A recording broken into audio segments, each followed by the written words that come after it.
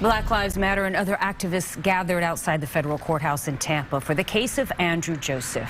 He is the 14-year-old who was hit by a car and killed back in 2014 after Hillsborough deputies rounded up a group of teenagers and kicked them out of the state fair.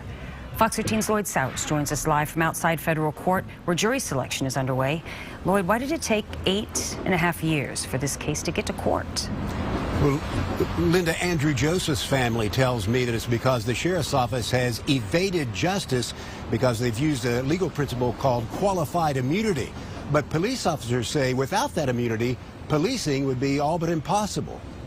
Black Lives Matter activists say the case of 14-year-old Andrew Joseph, hit by a car and killed in 2014 after a sheriff's office roundup of teens at the state fair, was a violation of his civil rights that led to a tragic outcome.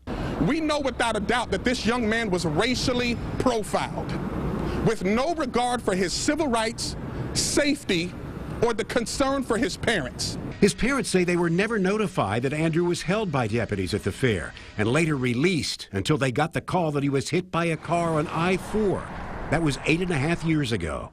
We've had to carry this heavy burden and story of a child who life was compromised, knowing full well that his death was senseless and preventable. Activists say the Andrew Joseph case highlights a larger problem. That 14-year-old child represents all black children. They say deputies who detained and then released Andrew without notifying his parents of his whereabouts have evaded justice through the law of qualified immunity. Qualified immunity has been used by law enforcement agencies across our nation to deprive families who's been impacted by police misconduct or police brutality from their day in court. But police officers I spoke with say no one would become an officer if every action, every arrest or encounter would open them to lawsuits.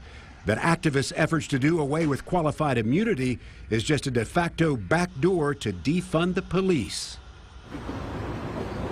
I asked a Black Lives Matter leader today what she would like to see come at the end of this trial. She says she would like to see a large monetary judgment against the Hillsborough County Sheriff's Office. She said that would send a message to other law enforcement agencies. A lot of people on both sides of this issue will be watching this federal trial in downtown Tampa very closely. Linda? All right, Lloyd Sowers reporting live for us. Thank you.